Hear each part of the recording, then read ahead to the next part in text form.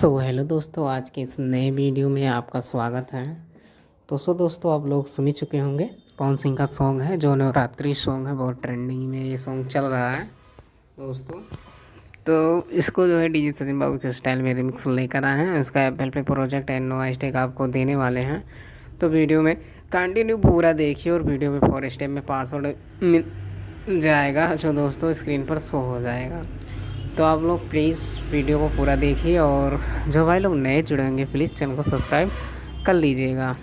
और बता दें दोस्तों, जो भाई लोग क्या नाम है पैक वैक मांगते हैं या कुछ भी चाहिए तो मैं कमेंट कीजिए, उसका वीडियो जरूर लेकर आएंगे दोस्तों। और जो है बहुत भाई लोग बोल रहे हैं कि क्या आप वो पैक वैक नहीं दे रहे हो, तो भाई क्या बताऊँ, मेरे पास टाइम नहीं मिल रहा है। टाइम मिलेगा तो उसका वीडियो ज़रूर लेकर आऊँगा। हर एक पैक, सैंपल पैक सब कुछ आप लोग को देने वाले हैं दोस्तों। तो मेरे को टाइम अभी नहीं मिल रहा है, ना टाइम मिलेगा तो आप लोगों को पैटर्न बनाना भी सिखा देंगे और क्या नाम है जो ऑल सैंपल पैक है वो भी दे देंगे। वो भी कोई चार्ज नहीं लगेगा दोस्तों, आप लोग को यहीं वीडियो के माध्यम से दे देंगे। तो आइए आप लोग को सुना देते हैं और आप लोग ईयरफोन लगा के ज़रूर सुनिएगा दोस्तों।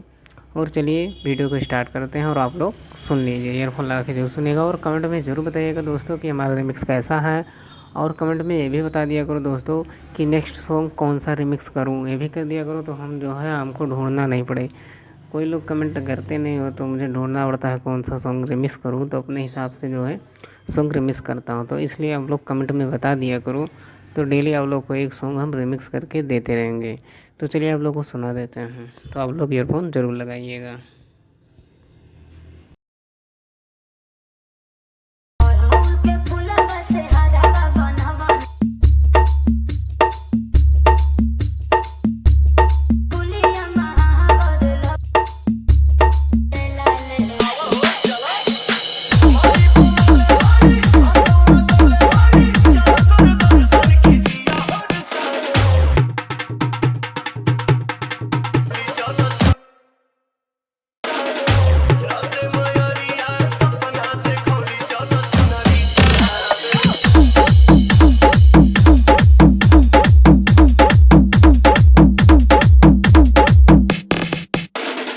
Number 1 remixer DJ Sonu FLP King from Maskanwa Bazaar.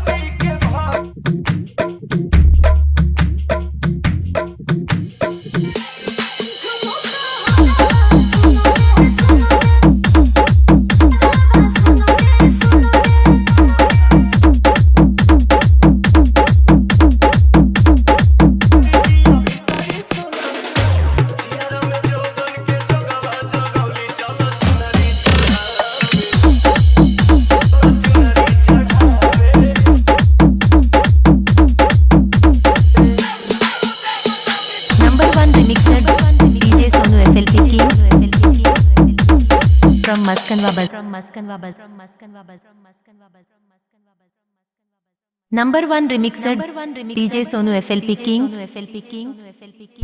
from Maskanwa Bazaar.